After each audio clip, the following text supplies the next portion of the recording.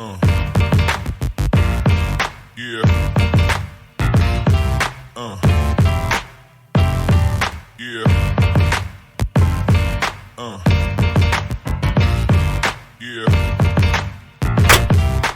Hey Nick, how you doing? Good, Blake. How are you today? I am well. So this is the Summit Realty Group podcast. Of course, I'm Blake Shrekeyes. And I'm Nick Williams. All right, today we wanted to talk not really about real estate, but real estate adjacent. A lot of people come up here and have never dealt with wood stoves, and we delved into a little bit in the previous episode, but I really love burning wood. I thought, man, I'd love to do a quick episode, just like, hey, you just got your house, you got a wood stove or pelt stove. We'll go into a few different options. Here's what you can expect going forward and how to use it.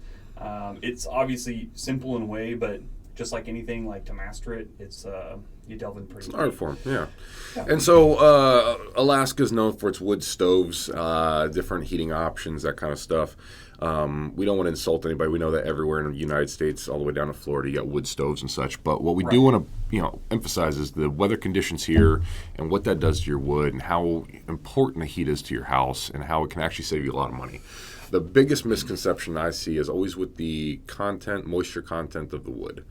So, a lot of people think they can come up here, they can just cut down a tree and start burning it right away. Mm-hmm. And so that's the biggest misconceptions. We're going to go into numerous different ones throughout this episode. I'm going to kind of be the ignorant one when it comes to wood and pose all the questions to you, Blake, and then we'll kind of talk about some alternative options as well. Yep. So I am by no means a master. Like, I'm still new at this. This is like my second season, like legit burning wood. I mean, I've burnt wood before, but like actually trying to do it right and, use like this year I've not turned on any fuel sources, which is great. And I'm trying to do that throughout the whole year. So harnessing your inner lumberjack. Yeah, I really love it. So I guess I have notes so I don't forget anything, but in the notes, like, it's unlikely, depending how much money you make at your job, it's unlikely that cutting wood will save you that much money because it takes so much time. Time and effort. Yeah, so you got to make that decision for yourself. If you're like, again, it depends on you, but if you're making maybe $20,000 or $30,000 a year just starting out in life, it's probably worth it to chop wood. Absolutely. It does take weeks and weeks.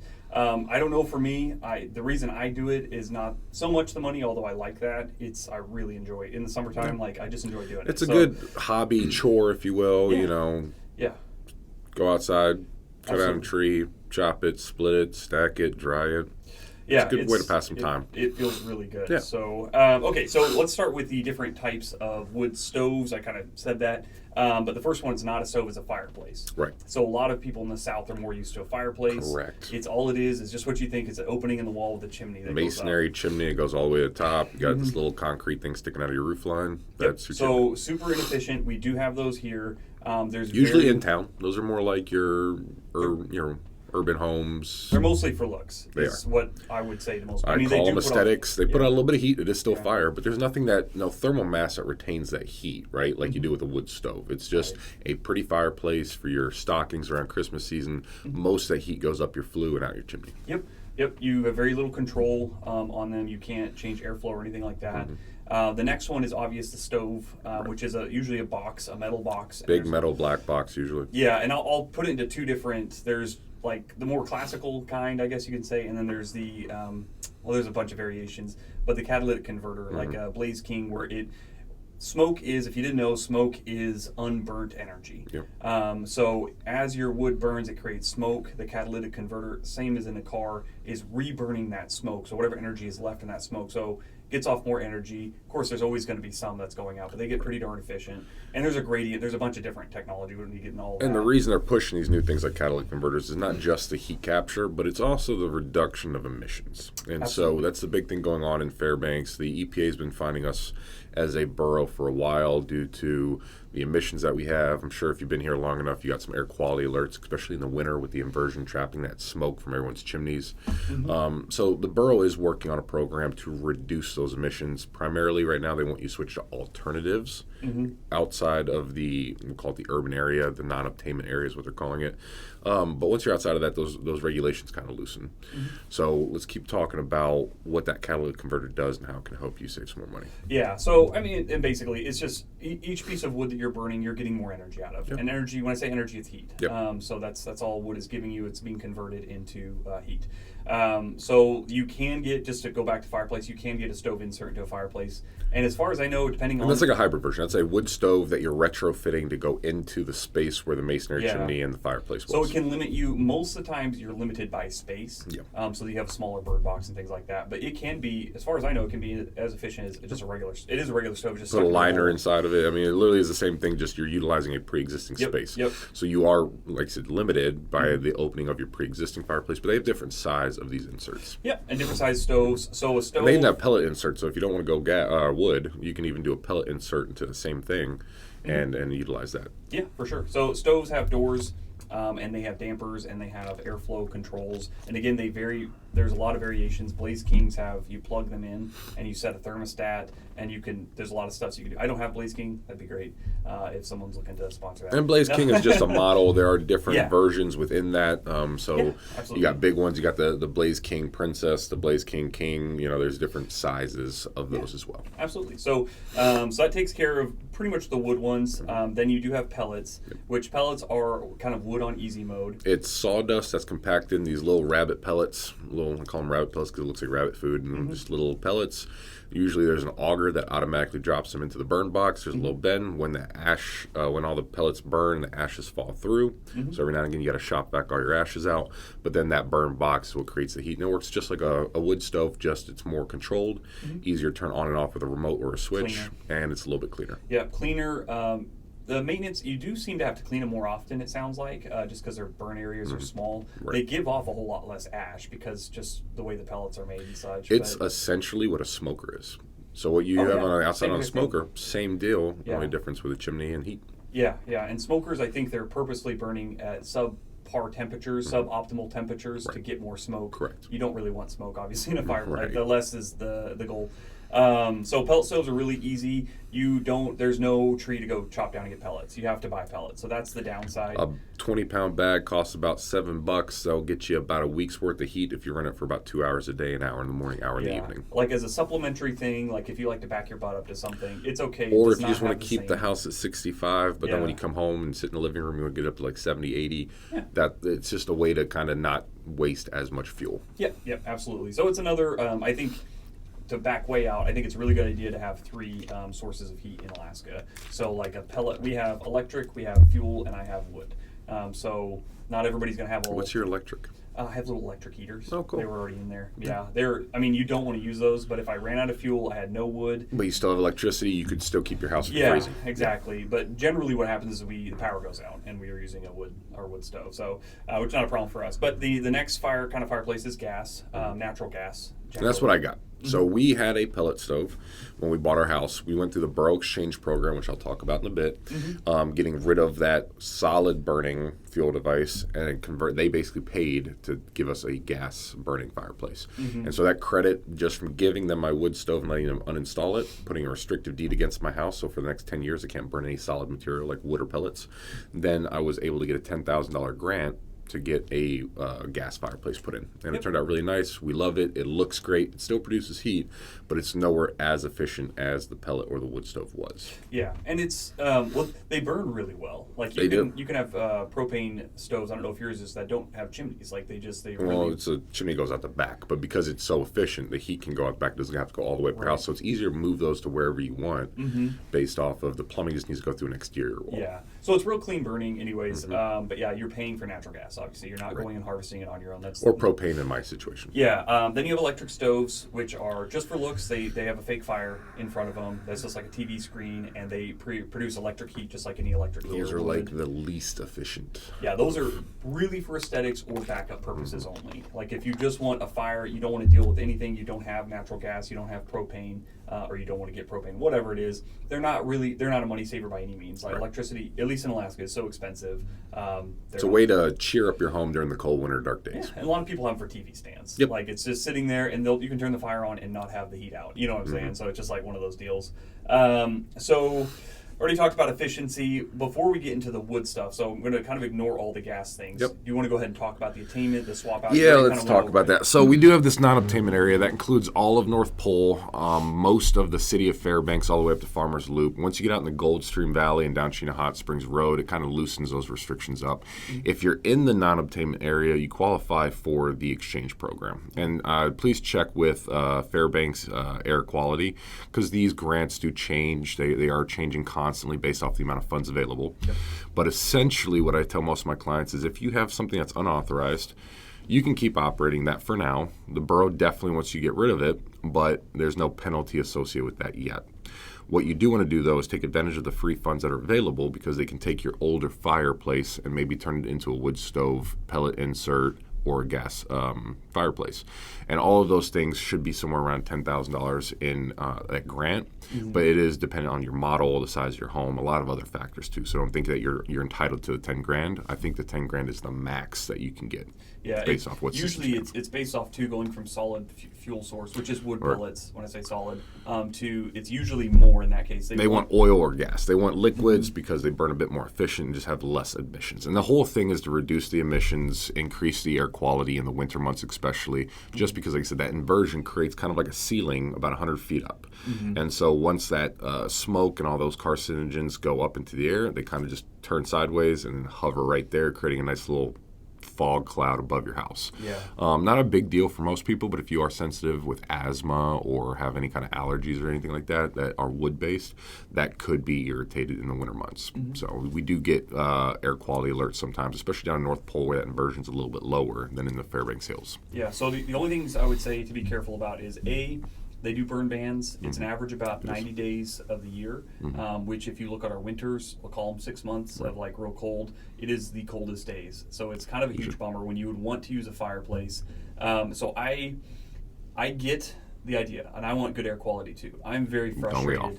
Yeah, I'm very frustrated in the fact that they are restricting what I feel to be a northern right. Like if you look at the northern, not just us like Alaska, Canada, but going over into northern European, like it's a huge part of its culture. It's culture. It's really wild. That's where the lumberjacks I don't want to get like all political on it, but so when you do the swap out, be very thoughtful that hey, you're signing something into your deed saying that you're not, if you're going away from wood, you're not going to be burning that, and you're realizing what you're doing. So and that's where the penalties come in, because you do have this document saying that you're restricted. If you have one before but you haven't gone through that program, you're restricted by the policies, but you're not restricted by an actual deed.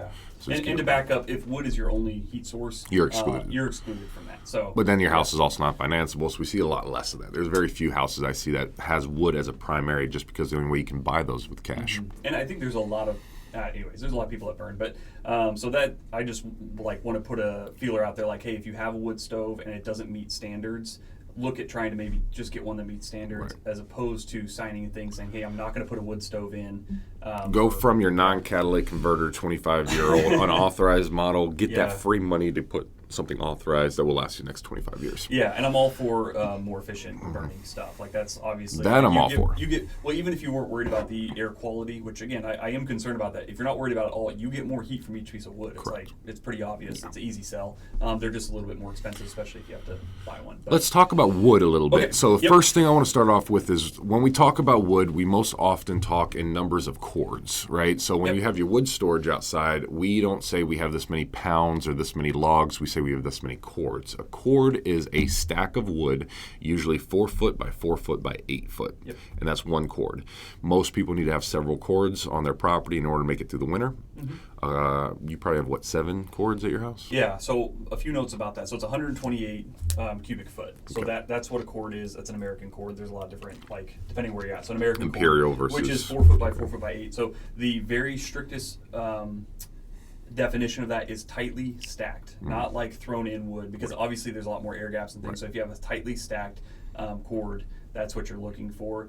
What's funny, I have about 7 cords to answer your question. What's funny about the cords is you're paying per cord if you're buying them. So talking about wood, there's a lot of different ways. And you can buy half a cord, but it's all priced by cord and then you divide it by half. Yeah, exactly.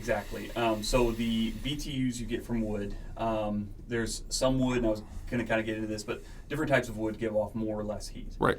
And it's almost without exception based on weight. So here locally, what is your favorite wood to burn? I really like birch. Okay. So it depends. I burn mostly birch, aspen, and spruce, Okay. and I burn them for different reasons. A lot of the stuff that you get because it's off someone's yard or whatever. Right. That's me. So I get. And that's why you're burning those three. That's the three main trees that we have here in Fairbanks. Yeah. Just so everybody knows, like we don't have a lot of pine trees and oak and maple and all that other stuff. No. We primarily have little willows and shrub brushes that grow to be tree-like. Alders. We have, alders. God, damn those things. Yeah. We have birch trees, which are pretty common. Black spruce, which is more of a pine tree. It's more of a sappy tree. Generally won't burn black spruce because they are so skinny. You're never going to cut them down. You're Right. going to see the big spruce or a birch or whatever Right. and cut that one first Right. because black spruce grows so slow. So slow, and it's then usually they a fall moisture over. area, and then they Yeah. fall over, and they're full of sap, so you're burning, and there's more stuff. That, Yeah, that's not my stuck in your- favorite. So, but the point of the heat there is most people are like, this wood is crap, this wood is good, and it's depends on your use case. It's by weight. Right. So aspen probably has the lowest BTU of the three I just mentioned, or right there with spruce because they're really light. Cottonwoods are right down there too. Oh, you don't They're want to burn just- them. That's your outdoor fire pit wood. Yeah, your Yeah. cottonwoods are your outdoor firewood. So the weight of them. So if you could be charged appropriately, if you're going to buy, it would be great if it was feasible to go by weight. Because weight is what's going to give you BTU, dry weight. Wet weight, of course, is horrible. Right. We'll get into the drying process and stuff. So, anyways, basic ways of acquiring wood: buying the wood Yep. at a cord at a time, usually 2 cords. Sometimes you can get half cords. Usually, people don't want to come drop them off for a half cord. And we got plenty of places here locally where you have private sellers that are harvesting these trees, logging them, drying them, and selling them by the cord. And then you also have commercial vendors like Aurora Energy that does that up. They do kiln dried, so instead of drying them for 6 months, they put them through a kiln, evaporate all the moisture out of them, so you can burn that wood almost immediately. They're super dry. So kiln dried wood is really, really nice. Wood here is pretty expensive. You're usually looking minimum $400 a cord if you're going to buy it. So that's when I say, like, again, depending on fuel prices in this case, it may not be cheaper to burn. If you've got a super efficient stove. Especially if you're having them deliver the wood and then all that stuff. And then you take the time in consideration, too, that you still have to take it and stack it in your own, put it off to the side. So there's a cost element and a time element. And if you have the time, harvesting your own wood is obviously cheaper. Yep. Do you want to talk about that process? How do you Harvest. Where can you harvest wood legally, and what is the easiest and cheapest way to do that? Okay, so depending on your neighborhood, like covenants, if they don't have, let's assume there's no restrictions on cutting wood.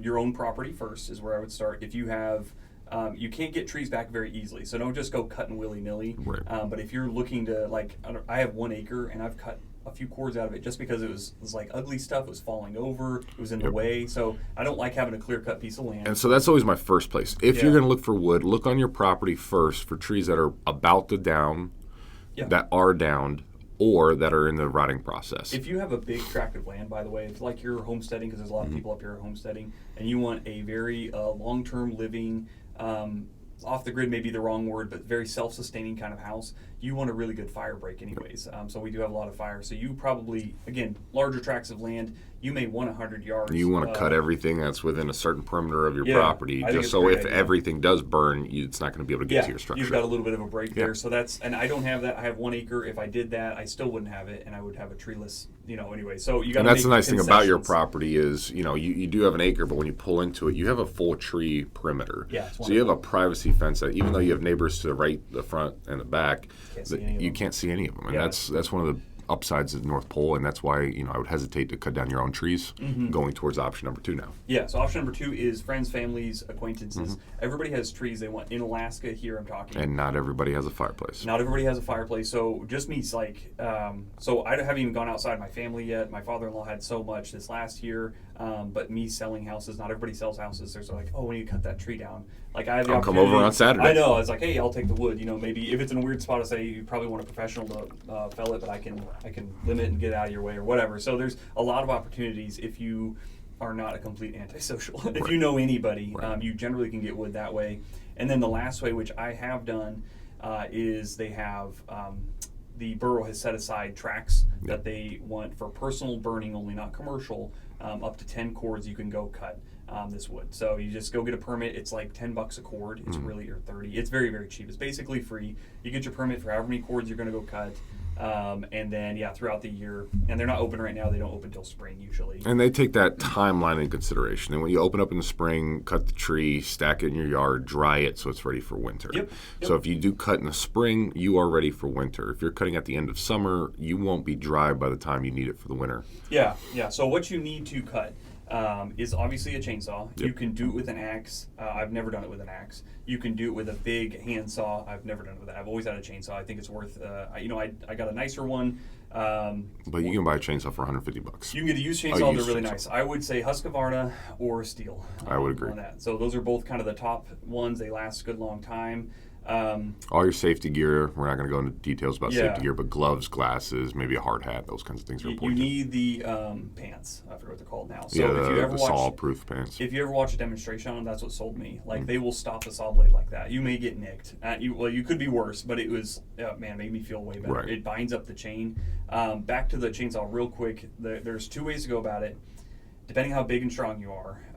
If you're a big and strong guy, I say get as big of a saw as you can afford to get as long of a bar as you can. Yes. Because you don't have to bend over as much. And it doesn't limit you on the size of the trees. I mean, we had a beaver that got into one of my property's trees and it was endangering my apartment complex, and we had to cut it down. And the chainsaw we were using was barely long enough. I mean, I would say he was too small, and so we had to do some extra cuts, and it just made the process a little bit more difficult. If we had 2 to 4 inches more on the bar, it would have been a lot easier of a process. Better, baby. I have Chicks a 20, dig the long chainsaws. I have a 20-inch bar. I got a big boy. Got a big boy. So a 20-inch bar is super nice, and again, it keeps you from having to bend over too much. It is heavy. So I'm a bigger guy, and I still I don't do it every day. You weren't 3 months ago. ago. Exactly. This one got me skinny. I was bigger, and then I cut wood, and I got skinny again. But anyway, so it was still even tiring for me. I want my wife to do it, but every time she has a hard time, like when you cut through, and then you get get the weight of the chainsaw. It's too much. So sometimes and that's the dangerous part where you can come towards your shin or your thigh, and that's where you want to be very careful. Is once you penetrate through that wood, that little give, you just got to be braced for it. And there's a lot of safety stuff that's on them now. So like if mine kicks, there's a little hand flap, which is nice. Everyone has, but also it has a gyroscope or whatever they call it, where if it just jerks really fast, it'll stop the chain. So there's a lot of cool stuff. I've yet to hurt myself, and I hope that stays that way. But anyways, that's kind of the main stuff. You can get wedges, and you can watch some YouTube videos on how to fell a tree. I am not the best. I can hit it within like maybe 15 degrees of where I want it to go now, which is good. I have yet to hit my house. And there's other things you can do too before you cut down a tree. Climb it up, tie a rope around the top, have a guideline, different things like that. Yeah. You want to definitely assess the tree, because you're not going to climb up a little skinny birch. No. But at the same time, those big, aspens, the bigger spruce might be an option. Most of the stuff you're cutting, to be honest, or most stuff I end up cutting, unless you're going out there getting the big stuff, is not that big around here. And where you're cutting them, there's not a lot of stuff for them to fall on. Yeah. Oh, you might hit another tree or two. Guess what? You just made your life easier by not having to cut down 4 trees. Yeah. So, but if you're really concerned, just hire somebody to cut it down. Yep. And give them the few $100s. Like if it's close to, I've seen some pretty amazing people like fall on things. Yep. But we got great companies here too, like Fairbanks Stump Grinders. They're great at doing the in-town tree removals, or those that are endangering power lines and stuff. Yep. So definitely, please take some caution when you are cutting down trees. You got a little bit more leeway if you're out in the middle of nowhere and the only thing around you is other trees. Yep. Okay, so then on the processing, and I'll kind of go through this quickly. So you've cut the tree down. There's many, many ways to do this. So I'm going to tell you the way that I get my tree started drying, basically. So when I'm out in the field or I'm at the neighbor's house or whatever, I cut them down and then I buck them up into links that are multiple of 16 inches. You buck them up real good? Yeah, buck them up real good. So the 16 inches is what I put in my stove. It's very standard. Some people have huge stoves. They do 24 inches. There's a bunch, again, there's a million different ways There's to do barrels that are that big. There's little burn chambers that are that. It all depends. 16 is pretty standard. Yep. I can fit it long ways. I can fit it sideways in my stove. So it gives me optionality when I'm actually burning. So I do usually 6 foot 8 inches is what I want. I have my bed tailgate open. If I'm strong enough to lift the 6 foot 8 thing up. Depends on the girth of it. It depends on the girth of the baby. So depending on what that is, I cut it in those 16 inch, and then that's what I take home.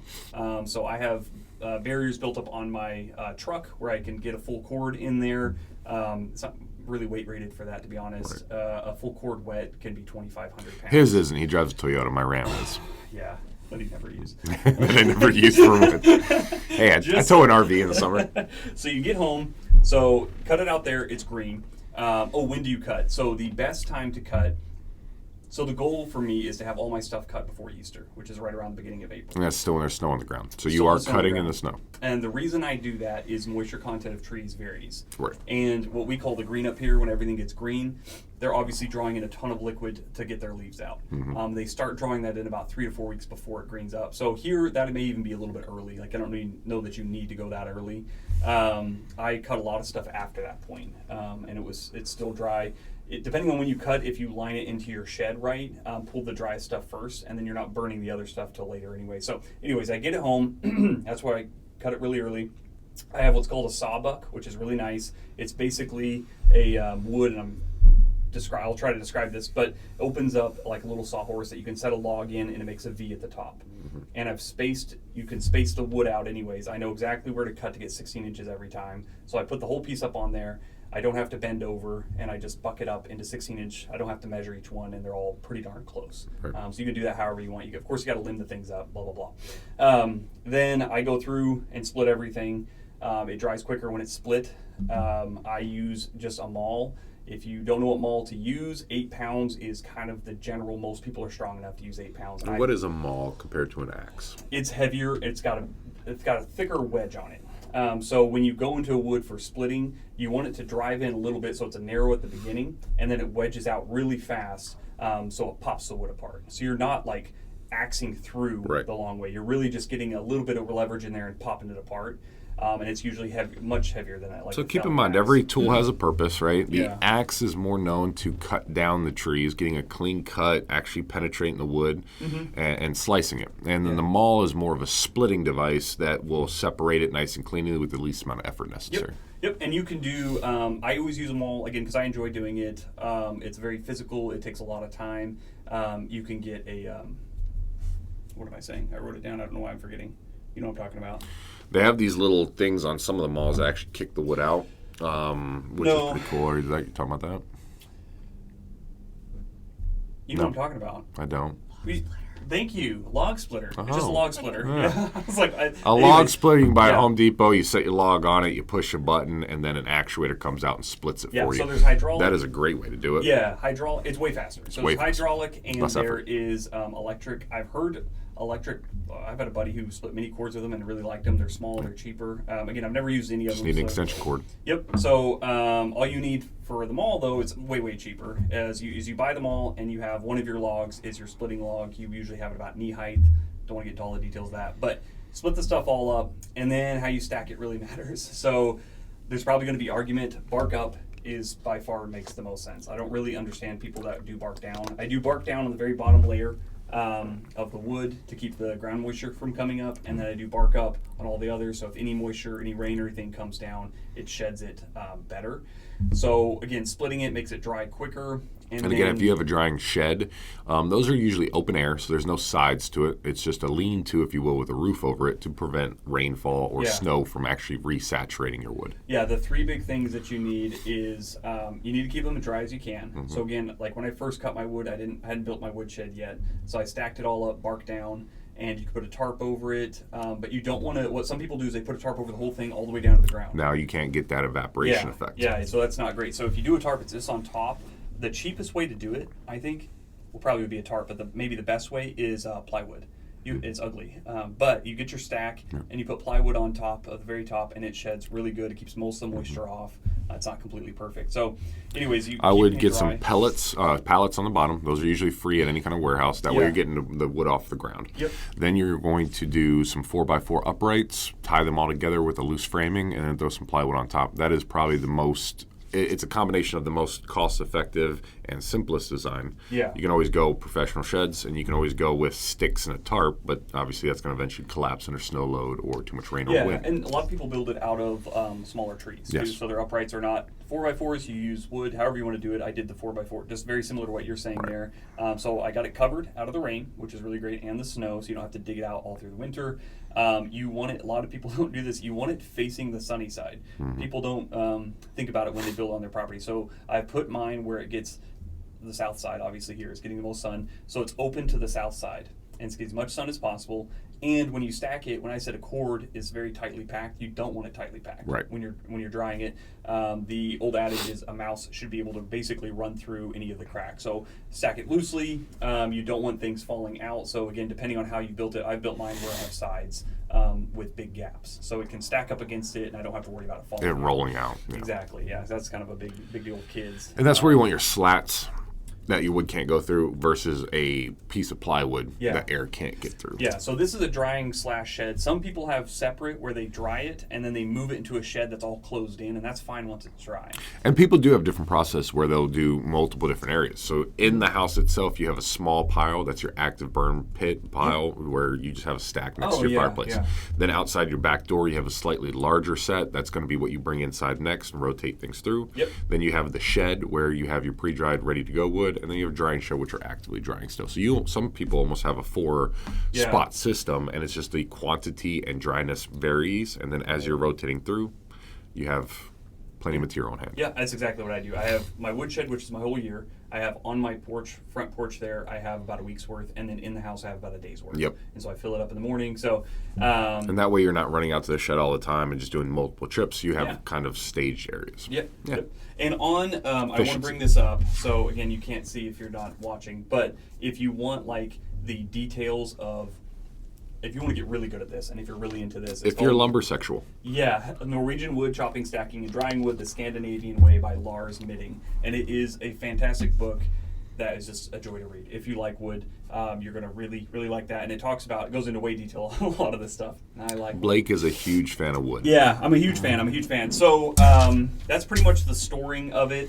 So now you want it dry. So I didn't maybe talk about, so you want to do it early so you have at least 3 or 4 months of it drying. Right. It takes way less time than people think. A lot of people think it takes a full year. That's no, it's about 6 months on average. Yeah.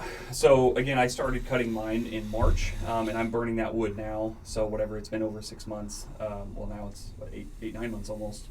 So a lot of the stuff is 9 months. Yeah, I had to do some math real quick. Yeah, and it's all really great, really dry. So let's move into the fireplace or into the stove, and let's get the thing started. Go inside a nice cozy home. Yep. So how do you start your fire? First, watch a YouTube video and listen to our podcast. Yeah, exactly. So there's 100 ways to do anything. Here's how I do it, and you do however you want. I don't have a huge burn box, but anyway, so I take 2 pieces of dry wood. It's got to be dry. So hold on, just to summarize, you love wood and you have a small box. Yeah, I have a small box for it that I insert that wood into. You take 2 pieces, 2 wedges of like your full-size wood that you've split, and you put it down with a little gap in between. And then I load like 2 or 3 sheets of paper, and it's usually, my kids have a lot of art, and they've caught on to this. They're like, hey, I drew that. So this is too much. We can't keep it all. Bad dad. Yeah, so usually stuff that you're going to throw away anyways is what I use.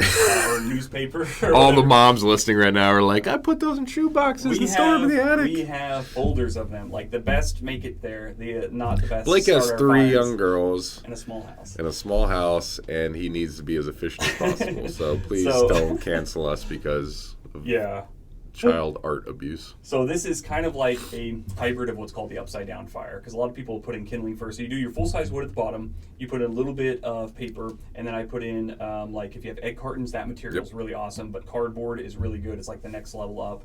And then I stack in reverse of what you think. So kindling is just, you split things down further with a little axe. It's very simple. So if you have kind of medium size kindling, put that 1 layer of that, and then your really small like splinter size stuff on top. A lot of people think, hey, the heat's going to go up. You want to start with the little stuff down below. And while heat does rise, that's true, embers and the hot stuff falls down. So the little kindling at the very top, those embers will fall into the bigger stuff and keep falling down. Anyways, it's one of those methods you don't have to tend very much. So I start it, and I go away for like 20 minutes, and I don't have to keep like poking at it and adding more stuff on top. It falls all the way down, and then you've got a fire going. For a different perspective, the way I used to do it is you put 2 logs down. I'm lazy, so what I did is I put a fire brick in the middle. Those little $2 bricks in the middle. Yeah. When I was burning, I was trying to burn all day. So this isn't something I do for like a 1 hour fire. This is for an all day, all night fire. Yeah. Right? Put that fire brick in the middle, put your 2 logs on the side, and then I stack 2 more on top, kind of like a Lincoln log style. And same thing, it burns out and around, and then it burns outward. Yep. There's different methods, different speed, different amount of labor that you have to watch it. I think going with a blowtorch because I don't do matches, and I just torch the crap out of the thing, and then I walk away, close the box. Yep. Good to go. So is the same exact idea. What you have is a fire starter that's in lieu of kindling. Correct. So it's just like a little kindling thing. It's way easier to do. So where do you get your kindling from? Is that scraps from the splitting process, or do you buy that separately? So I did say by weight, all wood gives off the same BTUs basically. So heavier wood is going to give off more BTUs, obviously, but just by weight, it's the same. One exception is birch bark. It burns way hotter. Right. So and that's great kindling. Amazing kindling. In fact, when I do survival and I go through the woods, I actually carry a little tin with me. And when I peel, if you don't know birch trees, the bark actually peels off like paper. And in fact, it's a great note-taking material if you're out in the woods. Yep. It's a little bit waxy, but you throw that in there. You don't need to let it dry because it's already dry enough to pull off. And that's your kindling. And literally, if you just put a spark on top of that, will catch. Yeah. So that's like the greatest stuff. But yeah, as you're splitting, little splinters come off and stuff. But for the most part, I start a lot of fires. I don't have a fireplace, sadly, efficient enough that just runs throughout the day. So I start probably 2 fires a day on average. And I use a lot of kindling for it because it just makes it way easier. But anyways, I just take a normal, whatever I've split already that's dry. I go out there with a small hatchet, and you have to get good at this. Is probably the most dangerous part. This is where you're going to hit your thumb. Yeah. Especially when people are trying to hold it and doing this thing. Like it gets bad. So definitely wear some gloves.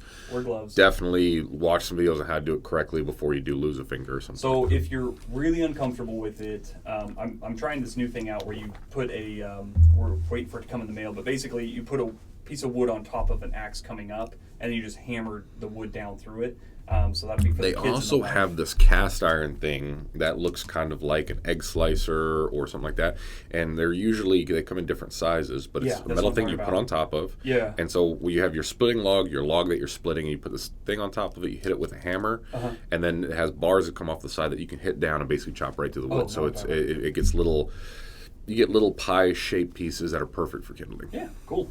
But if you're going to do it with a hatchet and be a real man, you get on your chopping block, you hold the piece of wood, and you hold it as far back as you can, and I hold it where my fingers are facing down, so if I do hit my fingers, it's hopefully going to be a glancing blow, but don't hit your fingers. And if you're uncomfortable at first, just swing fast enough to get the wood to seat in a little bit. Right. And then lift the whole log and the axe up and bring the whole thing down and hit it down. And it's, if that makes sense in audio. And a baby version of that is carrying an axe, usually with a flat back, and then a hammer. And what you do is place it and tap it in with the hammer, and then do the split. Absolutely. So, and then once you get a little more comfortable, if the piece is bigger and your hand's back further enough, you can do full, or if you don't need to hold the piece, if it's balancing on its own, obviously. And we're huge fans of drinking, but we're going to go ahead and tell you do not consume alcohol or any kind of mind-altering substances during this event because it could increase the chances of you harming yourself. Yep. So what we did talk about is how to prep the stove before you start it. So you have, again, dampers and things to change airflow. When you're starting a fire, open all those full. If you are coming into let's say like a cabin that is very cold, heat draws up, and if you have a fireplace where the box is cold, it does not want to draw properly, which means it doesn't want to suck the heat up out the chimney. So you'll start a fire and smoke will come pluming out, and you're like, what the heck? So a good way around this to heat the box up is if you have a bunch of cardboard or something before you start the fire, get it hot in there, even before you put wood in. You want a nice hot box. You want a hot box. You want a hot box that wood. And it doesn't want to go in a cold box. So that's the first bit. And again, having the flue and everything open so it can draw properly and get the heat in. And while I'm doing my method of getting the kindling going, I do leave the door cracked a little bit.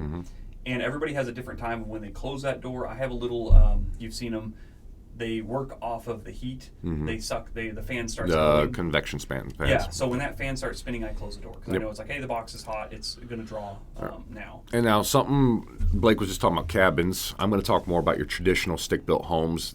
We have, in more modern homes, something called an HRV. That's a heat recovery ventilation system. And so that pumps fresh air into the house and all that stuff, but it creates a vacuum in the home if it's running. And so if you do have that running, you want to turn that off because what it's actually going to do is create that vacuum where it's not going to want to go up the chimney and it's going to start sucking a lot more smoke into your house. So either time it, because those HRVs aren't running constantly, they're on timers.